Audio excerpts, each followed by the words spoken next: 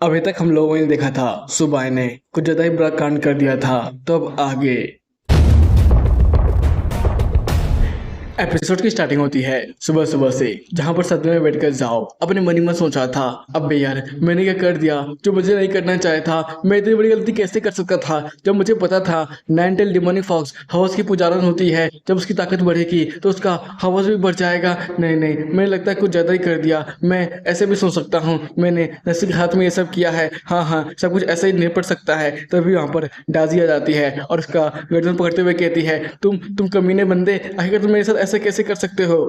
गलत दबने की वजह से जॉन की सांसें तो भूलने लगती है और वो छटपटाते हुए कहता है, अरे अरे यार मुझे छोड़ दो, इसमें तो मैं ही घटे में हूँ। फिर डाजी उसे छोड़ते हुए कहती है, तुम क्या घटे में हो गए, गलती तो मेरी थी जो मैंने अभी ताकत बढ़ाने के लिए तुमसे समझौता कर लिया। अगर ये बात फैल जाएगी तो लोग क्या ही सोचेंगे मेरे बारे में। इधर जाओ खांसते हुए रिंग से कुछ कपड़े निकालते हुए कहता है, पहले तुम इसे पहन लो, उसके बाद हम लोग यहाँ पर बैठ के बात करेंगे। वैसे तुम्हें लगता है हम दोनों की इसमें गलती है? अगर हम लोग ऐसा नहीं करते तो फिर भी कुछ ना कुछ तो हो ही जाता। जाओ के इतने ज्यादा बदले हुए रूप को देखकर डाजी हंसते हुए कहती है, हाँ हाँ, रात में मैंने तुम्हें जो देखा था उस समय तो तुम हवस के सबसे बड़े शैतान लग रहे थे, अब तो तुम जेंटलमैन बनने की कोशिश कर रहे हो। वाह वाह, तुमने तो अपने आप को तुरंत ही बदल दिया। इधर जाओ जल्दी से, उसी कपड़े पहनाते हुए कहता है, अरे यार अब छोड़ भी दो ना, वैसे भी हम लोग तो अब एडल्ट बन चुके हैं तो ये सब गलती हो ही जाती है। वैसे अगर तुम्हारा छोटा बच्चा भी हो गया तो मैं उसे पक्का संभाल लूंगा। ये सुनकर तो राजी बहुत ज्यादा शर्माते हुए उसके ऊपर चप्पलों की बारिश करते हुए कहती है,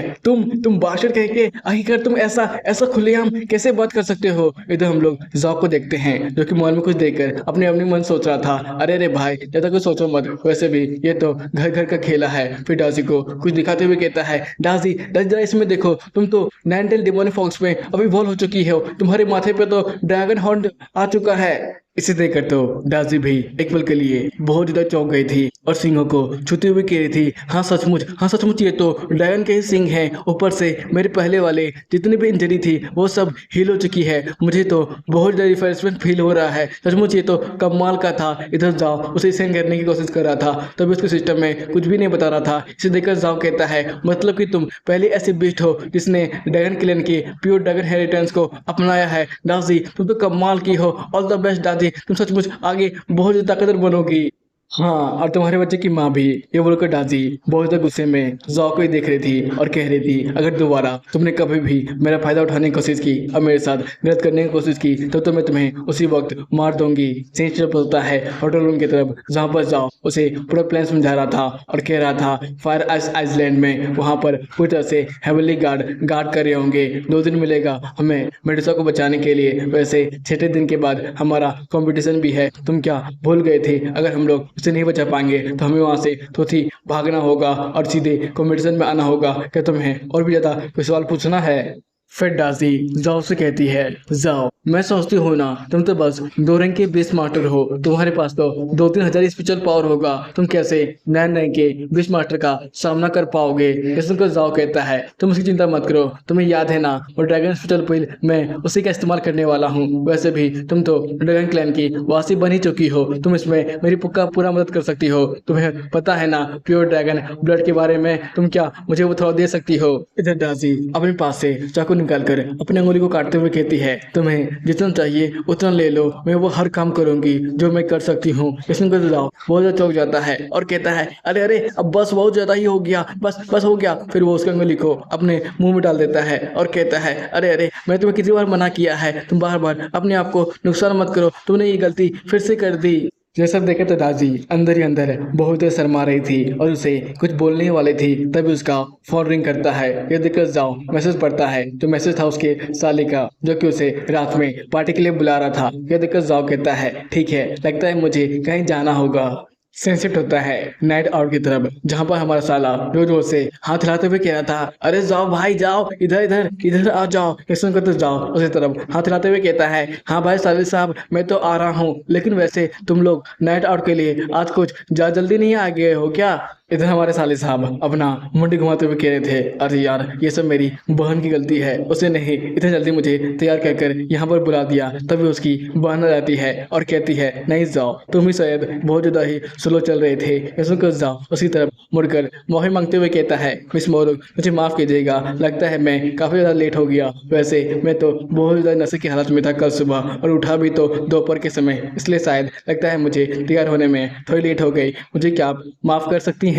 हाँ ठीक है, मैं तुम्हें माफ़ करती हूँ, अब चलो घूमने चलते हैं। वैसे भी हम लोग तो अब बहुत देर लेट हो चुके हैं, फिर जाओ। उन्हें रोकते हुए कहता है, मेरे पास एक छोटी सी समस्या है, मुझे मेडिकल शॉप से एक बहुत ज़्यादा ही कीमती मेडिसिन खरीदना है, क्या आप इसमें मेरी मदद कर सकती हैं? मेरे पास उतने पैसे नहीं हैं। फिर मिस मोरू कहती है, हाँ हाँ हम दोस्त हैं ना, हम तुम्हारी पक्का मदद कर देंगे, चलो पहले मेडिकल शॉप ही चलते हैं। फिर जाओ उनके पास जाता है और उनको बालों से चलाते हुए कहता है, आप सचमुच आज तो बड़ा कंटाप लग रही हैं, सचमुच ऐसा लग रहा है कि मैं आपकी आंखों में डूब जाऊं, क्या मैं आपको प्रपोज कर सकता हूं? ये बोलकर वो आई लव यू कह देता है। इस सुनकर तो मोहन का बड़ा भाई बिल्कुल शौक हो जाता है और कहता है, अबे साले थोड़ी तो शर्म कर ले, अगल बगल देख ले कौन तेरे सामने खड़ा है। इस सुनकर तो मिस मोरू बहुत ज्यादा खुश होती है और सीधे अपने भाई का मुंह बंद करने के लिए जाती है और कहती है, भाई तुम तो समझ ही रहोगे मैं जाओ के साथ कहाँ जा रही हूँ, मेडिकल शॉप, वहां से कुछ हव खरीदने के लिए। फिर उसका भाई कहता है, हाँ हाँ अब आंखें मारना बंद भी करो, मैं सब समझ रहा हूँ, मैं कोई दिलावर के बीच में हड्डी नहीं बनने वाला हूँ, ठीक है मैं यहाँ से निकलूंगा, पता नहीं कब मुझे इस तरह की कोई बंदी मिलेगी। फिर वो जाओ से कहता है, अरे भाई जरा इधर तो आना, मुझे तुमसे कुछ अकेले में बात करनी है। फिर वो उसकी गर्दन पे हाथ डालते हुए कहता है, देख भाई मेरी बहन बहुत ज़्यादा क्यूट है और बहुत ज़्यादा मासूम भी, उसे टच करने की गलती कभी भी मत करना, और हाँ उससे ज़्यादा बियर मत पिलाना, और हाँ उसके साथ गलती से भी होटल रूम तो जाने की कोशिश मत करना। अगर मैंने सुन लिया तुमने उसके साथ फ़ायदा उठाया है तो मैं तेरा हाल करूँगा, वो तो तुझे मरने के बाद ही पता चलेगा। ये सुनकर जाओ कहता है, हाँ हाँ भाई तू चिंता मत कर, मैं तेरी बहन के साथ ये सब करने के बारे में कभी नहीं सोचूंगा। फिर उसका बड़ा भाई उन दोनों को गुड बाय करते हुए कहता है, ठीक है अब मैं जा रहा हूँ थोड़ी और शराब पीने के लिए, वैसे भी बहुत ज़्यादा ही लेट हो चुका है। फिर उसकी बहन उसे डांटते हुए कहती है, भाई तू सीधे जाकर होटल रूम में जाना और वहाँ पर तो जितना चाहे उतना शराब पीना, क्योंकि इस बार हम बाहर नहीं जाने वाले हैं। सेंसिट होता है मोरूंग के मेडिकल हॉल में, जहाँ पर मिस मोरूंग उसे बहुत सारा मेडिसिन दिखाते हुए कहती है, लो ये सब तुम्हारे लिए है, तुम जो भी मेडिसिन चाहोगे इनमें से उठा सकते हो। ये देखकर तो जाओ बहुत ज़्यादा खुश हो रहा था और कह रहा था, अरे यहाँ पर तो काफ़ी सारे मेडिसिन है, अगर मैंने इसका इस्तेमाल किया तो मैं तुम्हारे बेस्ट का भी और तुम्हारे भाई का बेस्ट को भी बहुत हद तक इम्प्रूव कर सकता हूँ, शायद वो लोग इवॉल्व भी हो जाएंगे। सचमुच ये तो कमाल की है।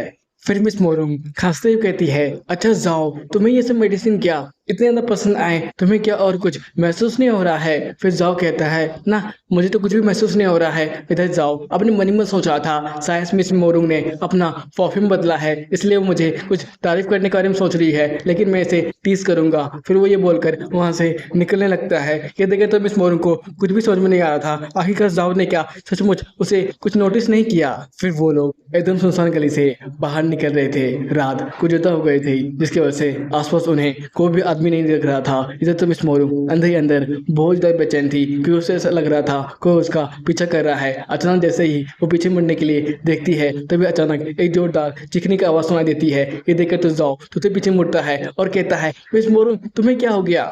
इधर मिस मोरू डरते हुए कहती है, मुझे माफ़ करना, मुझे ऐसा लगा कोई हमारा पीछा कर रहा है, जैसे मैं पीछे मुड़ी तो ये बिल्ली थी, लेकिन उसकी वजह से अचानक ही मैं गिर गई थी। फिर वो उठकर चलने की कोशिश करती है लेकिन दोबारा गिर जाती है। ये देखकर जाओ जल्दी से उसके पास आता है और कहता है, अरे नहीं, लगता है तुम्हारा एंकल तो टूट चुका है, मुझे तुम्हें उठाकर ले जाना पड़ेगा। ये सुनकर तो मिस मोरू और भी ज़्यादा शर्मा जाती है और कहती है, अरे नहीं नहीं कोई बात नहीं, वैसे भी जब मैं छोटी थी तो मैं बहुत बार मौज खाकर गिरी थी, ये ज़्यादा बार भी नहीं है, मैं आराम से चल सकती हूँ। फिर जाओ उसे ज़बरदस्ती अपने पीठ पे आने को कहता है और कहता है, आ भी जाओ, इतना शर्माओ मत, वैसे भी मैं तुम्हें पसंद करता हूँ। फिर मिस मोरू शर्माते हुए उसके पीठ पे आ जाती है। इधर तो म्याऊं म्याऊं अपने मन ही में सोच रही थी, वाह मजा ही आ गया, सचमुच ही लड़की तो बहुत ज़्यादा शर्माती है। भाई लोग, क्या ये सीन हमारे साथ हो सकता है और किस किस के साथ ये सीन हुआ है? जल्दी से कमेंट करो और मुझे बताओ। इधर हम लोग मिस मोरू को देखते हैं जो कि बहुत ज़्यादा शर्मा रही थी और कह रही थी जाओ जाओ, लगता है ये होने वाला है। फिर जाओ कहता है अरे अरे क्या हो गया, तुम्हें कैसा लग रहा है, तुम ठीक तो हो ना? फिर मिस मोरू कहती है मैं तो ठीक हूँ, लेकिन हमें जल्दी करना होगा, पानी पड़ने वाला है। ये सुनकर तो जाओ कहता है हाँ सचमुच पानी पड़ना स्टार्ट भी हो गया है। फिर जाओ बड़ी तेजी से वहां से भागने लगता है। ये सब देखकर तो मिस मोरू और भी ज्यादा डर जाती है और कहती है जाओ जाओ थोड़ा आराम से, तुम क्या ऑस्ट्रिच हो जो इतना ज्यादा तेजी से दौड़ रहे हो? अरे अरे मैं नहीं दौड़ूंगा तो हम दोनों बहुत ज़्यादा भीग जाएंगे और शायद तुम्हें कल सुबह सर्दी भी हो सकती है। फिर सीन सेट होता है होटल रूम में, जहाँ पर जाओ अपने आप को पहुंच रहा था और कह रहा था फाइनली हम लोग ज़्यादा जल्दी यहाँ पर आ गए, तुम यहाँ पर थोड़ी देर आराम कर सकती हो, उसके बाद तुम अपने रूम चले जाना। फिर वो अपने टॉवल से अपने आप को पहुंच रहा था। फिर वो मिस मोरू की तरफ देखता है और कहता है लो तुम भी तो बहुत ज़्यादा भीग चुकी हो, लो ये तुम भी पहुंच लो। अरे नहीं, लगता है तुम्हारे कपड़े तो अब बहुत ज़्यादा गीले हो चुके हैं, क्या मैं तुम्हारी मदद कर सकता हूँ तुम्हारे कपड़े चेंज करने में? ये सुनकर तो मिस मोरू और ज़्यादा शर्मा जाती है और कहती है नहीं नहीं मैं ये खुद भी कर सकती हूँ। फिर जाओ उसके एंगल की तरफ देखता है और कहता है लगता है वहाँ पर तुम्हारा बहुत ज़्यादा चोट आ चुका है, क्या मैं तुम्हें मसाज दे दूँ? फिर जाओ मिस मोरू के पैर को मसाज करते हुए कह रहा था मुझे तो लगता है तुम्हारी यह चोट बहुत ज़्यादा ही पुराना है, शायद तुम बचपन में जब किसी बिस्ट को पकड़ने के लिए गई होगी तभी तुम्हें आया होगा ना। फिर मिस मोरू उसे अपना पूरा कहानी बताती है और कहती है हाँ हाँ कुछ ऐसा ही है, जब मैं 5 साल की थी तब हम लोग समुद्र यात्रा में गए थे, उसमें मेरे पापा के पास एक बहुत बड़ी सीप थी, हमारे पास कई सारे लोग थे, लेकिन अचानक बहुत सारे मैथिकल बिस्ट ने हम लोगों को घेर लिया, उसके बाद हमारा सीप भी डूब गया, वहाँ पर सभी लोग डूबने लगे थे और मैं भी उनमें से एक थी। मैं बहुत ज़्यादा कोशिश कर रही थी तैरने के लिए लेकिन मैं तैर नहीं पा रही थी। तभी अचानक बहुत सारे मैजिकल बीस्ट ने हम लोग पर अटैक कर दिया, वो लोग मुझे खाने वाले थे। तभी वहाँ पर मेरे पापा आ गए और मुझे बचा लिए, लेकिन उस दौरान मेरे पापा ने अपना एक हाथ ही गंवा दिया। उस समय तो मेरे पापा ने पूरा अपना एक हाथ ही गंवा दिया, उनके सामने तो मेरे ये एंकल चोट कुछ भी नहीं है। ये सब सुनकर तो जाओ अपने मन ही में सोच रहा था बेचारी इस लड़की ने तो बहुत कुछ सहा है, मैं मिस मोरू को और भी ज़्यादा तंग नहीं करना चाहता हूँ, लेकिन मुझे मेडिसा को तो बचाना ही पड़ेगा। मैं आशा करता हूँ इनके परिवार को ज़्यादा कोई समस्या फेस न करना पड़े। फिर वो खड़ा होता है और कहता है मिस मोरू चिंता मत करो, तुम जल्दी ठीक हो जाओगी और ज़्यादा चलने फिरने की कोशिश मत करना, फाइनल तक तो तुम्हें ठीक होना है और हमें मेडल करना है पक्का। अब मैं यहाँ से चलता हूँ। फिर जाओ वहाँ से निकल ही रहा था तभी मिस मोरू उसका हाथ पकड़ लेती है और कहती है रुको रुको जाओ, तुम्हें तो पता ही है मैं अभी चल फिर नहीं सकती हूँ और बारिश की वजह से मैं बहुत ज़्यादा भीग चुकी हूँ, मैं अपने कपड़े बदलना चाहती हूँ, तुम क्या मुझे बाथरूम तक छोड़ सकते हो? ये सुनकर जाओ उसे बाथरूम तक छोड़ देता है। इधर मिस मोरू नहाते हुए अपने मन ही में सोच रही थी अरे यार मैंने किस बंदे को पटा लिया, इससे तो कुछ भी नहीं पता है। फिर वो नहाकर बाहर निकल जाती है और इसी तरह बड़बड़ाई जा रही थी, लगता है ये सब कुछ शुरू से ठीक करना पड़ेगा। इधर हम लोग मिस मोरू के बड़े भाई को देखते हैं जो कि मिस मोरू के पैर की तरफ देखते हुए कहता है क्या हुआ बहन, तुम्हारा एंकल ठीक तो है ना? इधर मिस मोरू बहुत ज़्यादा चौंक जाती है और कहती है भैया आप? हाँ मेरी बहन, जाओ ने मुझे मैसेज करके बताया था कि तुम्हारी बहन के पैर में दर्द उठ चुका है, इसलिए मैं भागते हुए यहाँ पर आ गया और जाओ यहाँ से निकल गया। बोल रहा था कुछ उसे इमरजेंसी काम है इसलिए वो चला गया है, लेकिन लगता है बहन तुम तो उसे बहुत ज़्यादा पसंद करती हो इसलिए सब कुछ करना चाहती हो, लेकिन बहन आराम से, तुम इतनी जल्दी किसी के साथ भी इतने गहरे रिलेशनशिप में नहीं आ सकती हो, तुम्हें ये सब आराम आराम से करना चाहिए, तुम्हें तो ये सब पता ही होगा ना। इधर मिस मोरू मोबाइल में कुछ देखते हुए कह रही थी हाँ हाँ मुझे मत सिखाओ, मुझे ये सब अच्छे से पता है।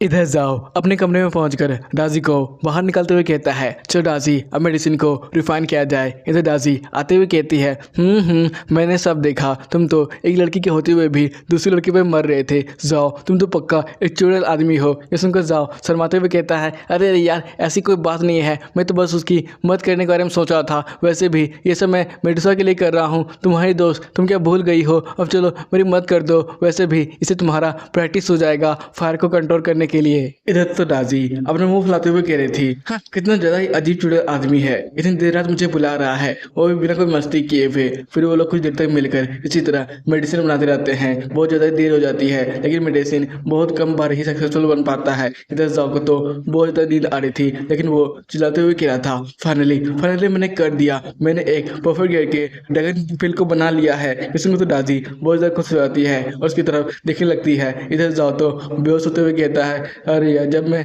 नींद से उठूंगा तब सीधे हम लोग मेडिसा को बचाने के लिए निकलेंगे।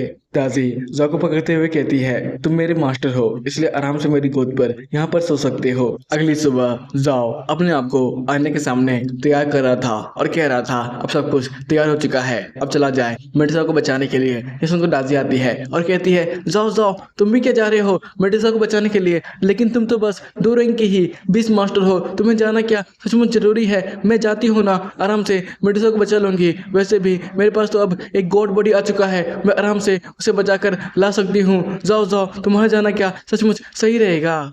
इधर जाओ डाजे के माथे पर मारते हुए कहता है, अरे अरे इतना भी सिली मत बनो, और वैसे भी तुम मेरी बस एक कॉन्ट्रैक्ट बेस्ड नहीं हो, हम सब परिवार हैं और परिवार के हर एक सदस्य की मदद करना तो हमारा फर्ज होता है। चलो हम लोग साथ में चलने वाले हैं। इसको डाजी कहती है, पर जाओ फिर भी ये कुछ ज्यादा नहीं हो जाएगा क्या? फिर जाओ कहता है, अरे मैंने बोल दिया ना कि मैं भी तुम्हारे साथ आने वाला हूँ मदद करने के लिए, तो आने वाला हूँ। फिर डाजी कहती है, लेकिन लेकिन तुमने क्या स्कूल में बोल दिया, तुम तो वहाँ पर लग्जरी कॉन्टेंट से जा रहे थे ना, तो वहाँ पर क्या होगा? चिंता मत करो, मैंने उसका इंतजाम कर दिया है। मैंने ये प्रिंसिपल को बता दिया है कि मैं बहन से मिलने जा रहा हूँ, क्योंकि मेरी बहन मुझको बहुत ज़्यादा मिस कर रही थी, तो वो समझ गई थी और मुझे 3 दिन की छुट्टी दे दी थी। सीन शिफ्ट होता है प्रैक्टिस अरेना की तरफ, जहाँ पर मिस मोरिंग और उसके भाई चलते हुए आ रहे थे। फिर वो लोग आपस में बात कर रहे थे। तुम्हें पता है जाओ ने कुछ दिन के लिए छुट्टी ले ली है, इसलिए वो ट्रेनिंग में प्रैक्टिस करने के लिए नहीं आने वाला है। इसको मिस मोरिंग कहती है, हाँ हाँ मैंने सोचा ही था ये सब। फिर मिस मोरिंग का बड़ा भाई कहता है, ठीक है ये बताओ आखिर अब हम लोग कहाँ जाने वाले हैं? फिर मिस मोरिंग कहती है, मैं तो जा रही हूँ होटल, क्योंकि मैं बहुत ज़्यादा थक चुकी हूँ और मुझे अच्छा भी महसूस नहीं हो रहा है। उसका भाई कहता है, ठीक है तुम जहाँ जाना चाहती हो जा सकती हो। फिर वो अपने मन ही मन सोचा था, आखिर जाओ के बच्चे ने किया क्या, मेरी बहन इतनी ज्यादा उदास क्यों लग रही है।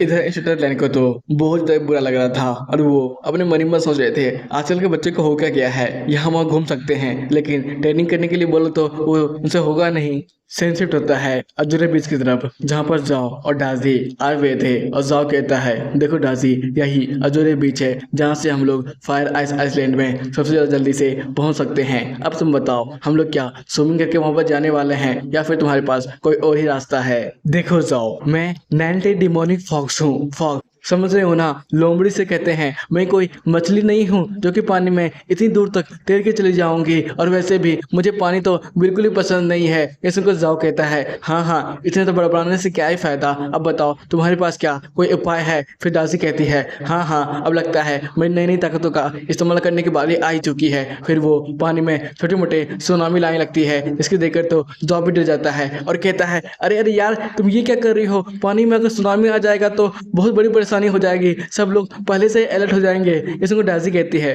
तुम चिंता मत करो, मैं बस छोटे मोटे मछलियों को ही तंग करने वाली हूँ। तभी समुद्र से एक लावा ऑर्चिन बाहर निकलता है। इसे देखकर डाजी कहती है, हाँ ये बिल्कुल सही मछली है मेरे लिए। फिर वो उसे पकड़ लेती है। ये देखकर जाओ कहता है, अरे ये कोई मछली नहीं है, ये लावा ऑर्चिन है जो कि एक किंग लेवल का बेस्ट है। माना कि ये पहला स्टेज पर है, इसकी ताकतें तुमसे कम है, तुम कैसे कंट्रोल करने वाली हो? बेचारा लावा ऑर्चिन तो बहुत ज्यादा बुरा फंसने वाला है। फिर हम लोग देखते हैं कुछ ही देर में लावा ऑर्चिन उनकी बातें मान लेता है। फिर डाजी उसे कंट्रोल करते हुए फायर आइसलैंड में ले जाने लगती है। इधर जाओ भी उसके पीछे बैठा हुआ था। फिर डाजी पीछे हुए कहती है, जाओ तुम्हें क्या घबराहट महसूस हो रहा है या फिर तुम्हें डर लग रहा है? इसको जाओ कहता है, नहीं मुझे डर नहीं लग रहा है, और वैसे अगर मैं ये कहूँगा भी तो तुम बात मानने वाली नहीं हो। फिर डाजी कहती है, हाँ मैं तो नहीं मानूंगी, लेकिन अगर तुम्हें डर लग रहा है तुम्हारे पास अभी भी एक मौका है वापस जाने का, याद में तुम रिग्रेट भी कर सकते हो। इसको जाओ कहता है, नहीं जब मैंने एक बार डिसीजन ले लिया है मैं करने वाला हूँ, पक्का मैं तुम्हारी मदद अब करने ही वाला हूँ। फिर डाजी जाओ की तरफ मुस्कुराकर देखती है और कुछ कहने वाली थी। सुनकर जाओ कहता है, अब क्या हो गया तुम्हें? फिर डाजी उसकी तरफ मुड़कर कहती है, नहीं कुछ भी नहीं। फिर वो अपने मन ही मन सोच रही थी, जाओ तुम मेरे साथ आओ, चिंता मत करो, मैं तुम्हें अभी जान देकर भी बचाने की पूरी कोशिश करूंगी। फिर वो लोग आइसफायर आइलैंड की तरफ आगे बढ़ने लगते हैं। सेंसेट होता है नेवी के हेडक्वार्टर बेस पे, जहां पर मोरिंग फैमिली के हेड आराम से बैठकर पेपर पढ़ रहे थे और कह रहे थे, सचमुच मेरे बच्चे तो कमाल के हैं, बिल्कुल सही रास्ते पे चल रहे हैं। अगर वो लोग इसी तरह आगे बढ़ते रहे तो बाद में चलकर एक बहुत बड़े बीस मास्टर बन जाएंगे। लेकिन ये लड़का कौन है? यह भी मुझे बहुत ज़्यादा टैलेंटेड लग रहा है, इसने भी बहुत ज़्यादा कमाल किया है, मुझे इससे भी मिलना ही पड़ेगा। तभी वहाँ पर बुढ़े भाई आ जाते हैं और कहते हैं, क्या हुआ मोरिंग, तुम तो अपने बच्चों की बहुत ज़्यादा तारीफें कर रहे हो, लगता है तुम्हारे बच्चे तुम्हें बहुत ज़्यादा याद कर रहे हैं, तुम क्या मिलने जाने वाले हो फोर्थ स्पीड सिटी में?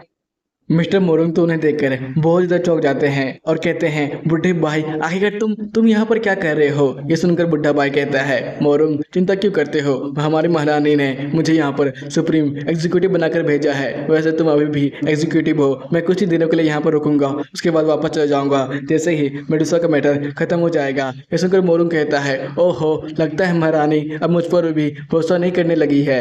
फिर बुढ़े भाई बताते हैं, नहीं नहीं मोरुंग, तुम तो बात को समझ ही रहे होगे, क्योंकि नॉर्थ और साउथ कंट्री हमारे बातों का रिस्पॉन्स नहीं दे रहे हैं। मतलब कि वो लोग कुछ ना कुछ छुप छुप के करने वाले हैं इस मेडुसा के कांड में। वैसे मुझे भी थोड़ा डर लग रहा है, क्योंकि ये फैमिली अचानक ही पूरी तरह से गायब हो चुकी है। ये सुनकर मोरुंग कहता है, आखिर तुम बकवास क्या कर रहे हो? सचमुच ऐसा हुआ है? हाँ हाँ, मैं क्या मजाक करूंगा। वैसे भी यहाँ पर जो भी आएगा आइस फायर आइसलैंड में तो वो बच के नहीं जाने वाला है, क्योंकि तुमने तो पता ही होगा मेरी पावर और तुम्हारी पावर गॉड लेवल की है। हम लोग आसानी से यहाँ पर हर किसी को ही दबो सकते हैं। फिर वो अपना प्रेशर चारों तरफ फैलाने लगते हैं। ये सब देखकर तो सबॉर्डिनेट के पसीने छूट जाते हैं।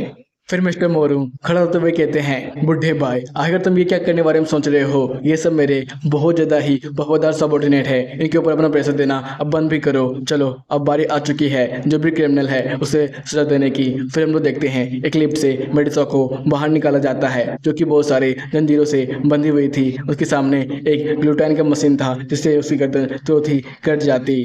इधर बुढ़े भाई मेडुसा के सामने आ जाते हैं और कहते हैं, मेडुसा तुमने तो बहुत ज़्यादा बड़े बड़े क्राइम किए हैं, तुम्हें याद है ना? वैसे भी अभी तक तुम तो मारी जाती, लेकिन हमारी महारानी ने तुम पे कुछ कृपा कर दिया और तुम्हें अपने साथ मिलाने की कोशिश की, लेकिन तुम तो बात को मानने वाले नहीं हो। इधर हम लोग मेडुसा को देखते हैं। ये सब सुनकर तो उसे बहुत ज़्यादा ही गुस्सा आता है और वो कहती है, क्राइम? कौन सा क्राइम? मैंने क्या गुनाह कर दिया है?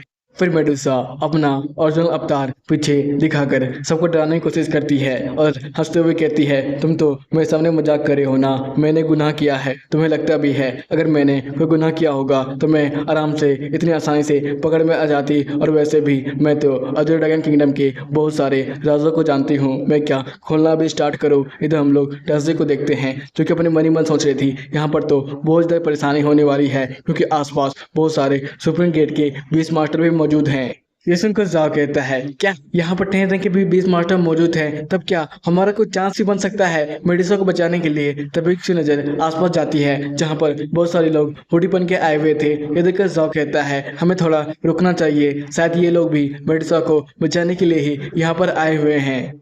इधर आइस फायर आइसलैंड में बड़ी बड़ी सुनामी आने लगती है और मिस्टर मोरुंग अपना प्रेशर अनलिस्ट करते हुए कहते हैं, चलो ड्रैगन स्लैश को अब बाहर निकालो और मेडुसा के गर्दन को 2 भागों में बांट दो। इधर हम लोग बहुत सारे गार्ड को देखते हैं जो कि आइस फायर ड्रैगन के चैनों को खींच रहे थे। ये सब देखकर तो मेडुसा को अंदर ही अंदर बहुत ज़्यादा गुस्सा आ रहा था और वो चिल्लाते हुए कह रही थी, मोरुंग तुम्हें क्या लगता है अगर मैं इसी तरह यहाँ पर मर जाती हूँ और हमेशा के लिए जितने भी सीक्रेट हैं अजूर ड्रैगन किंगडम के वो सब मेरे साथ ही दफन हो जाएंगे? इस समुद्र में ऐसा कुछ भी नहीं होने वाला है। एक दिन, हाँ एक दिन याद रखना, तुम्हें 200 साल का कर्मा लगेगा, उसके बाद पूरा अजूर ड्रैगन किंगडम मेरी तरह ही पूरी तरह से खत्म हो जाएगा। ये बोलकर वो अपना घोंसली ओरा चारों तरफ फैला रही थी, जिसकी वजह से बहुत सारे गार्ड भी इफेक्टेड हो रहे थे। वो लोग काबू में नहीं आ रहे थे, उन्हें इल्यूजन आ रहा था, जिसकी वजह से वो लोग खुद को ही मारने की कोशिश कर रहे थे। ये देखकर तो बूढ़े भाई को बहुत ज़्यादा गुस्सा आता है और वो चिल्लाते हुए कहता है, आखिर तुम लोग गधों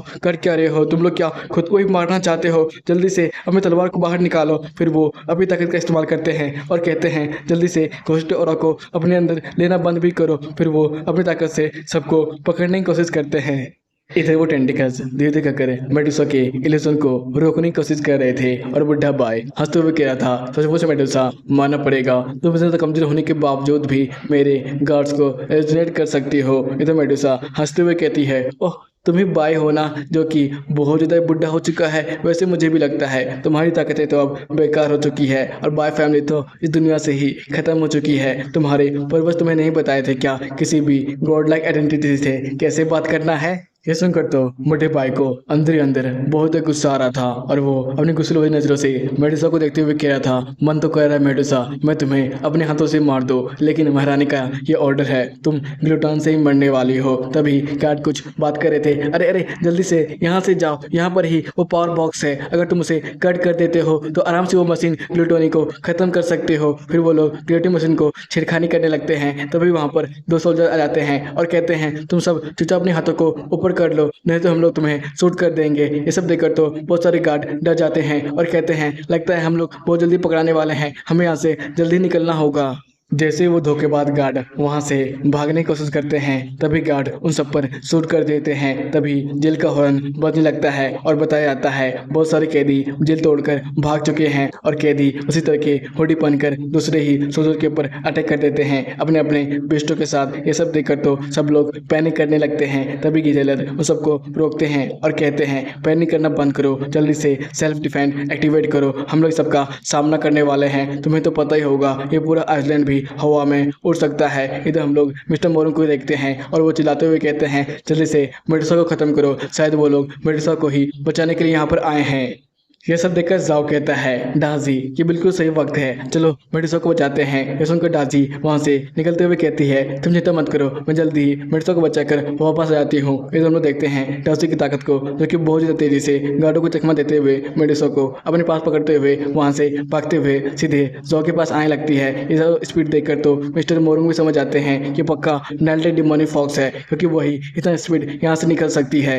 मेडुसा कहती है, डाजी तुम यहाँ पर क्यों आए और तुम मुझे क्यों बचा रही हो। डाजी उछले जाते हुए कहती है, चिंता मत करो, हम लोग सब बाद में बात करेंगे, जैसे ही हम लोग यहाँ से बचकर भाग जाते हैं। ये सब देखकर तो मोरू अपने मन ही मन सोच रहा था कि पक्का नाइल्ड डिमोनिक फॉक्स है, आखिरकार उसका पोस्टर तो पूरे अजर ड्रैगन किंगडम के चारों तरफ फैला हुआ है, आखिर ये बच कैसे सकती है। अगर ये बच भी गई है तो हमारे जेल के पास कैसे सकती है, अगर ये आ ही गई है तो ये बिल्कुल सही मौका है, इसे हम लोग दबोच लेते हैं और दोनों को ही एक साथ मार देते हैं। उसके एनर्जी की वजह से बहुत ज़्यादा ही वो आइसलैंड हिलने लगता है और वो आइसलैंड धीरे धीरे कर हवा में उड़ रहा था। इधर बुढ़ा भाई मोरू को ऊपर देखने को कहता है, जहाँ पर नाइल्ड डिमोनिक फॉक्स ने किसी इंसान के साथ अपना समझौता बना लिया था। ये सब देखकर तो सभी गार्ड भी बहुत ज़्यादा चौंके हुए थे। फिर बुढ़ा भाई उस इंसान से पूछता है, आखिरकार तुम कौन हो और तुमने नाइल्ड डिमोनिक फॉक्स के साथ समझौता क्यों बनाया है, आखिरकार तुम ऐसा कैसे कर सकते हो, और हाँ तुम तो बहुत ज़्यादा अजीब लग रहे हो, तुम क्या ये ऐलान से हो या फिर ली ऐलान से हो। इधर जाओ अपनी आवाज़ को बदलते हुए कह रहा था, तुम में से यहाँ पर कोई भी क्वालिफाई नहीं है मेरी पहचान को जानने के लिए, और वैसे भी मैं तो बस यहाँ पर आया था इस छोटी सी सांप को बचाने के लिए, इसलिए मैं इसे बचाकर यहाँ से जा रहा हूँ। जो भी मेरा रास्ता रोकने की कोशिश करेगा वो बस मारा जाएगा। ये सुनकर डाजी तो अपने मन ही मन सोच रही थी, ये बंदा तो एक्टिंग करने में बहुत बड़ा जीनियस है। ये सुनकर मेडुसा भी अंदर अंदर तो गुस्सा हो रही थी और कह रही थी, ये बंदा खुद ही 2 रैंक का बीस्ट मास्टर है और मुझे छोटी सी सांप कह रहा है, इसकी तो।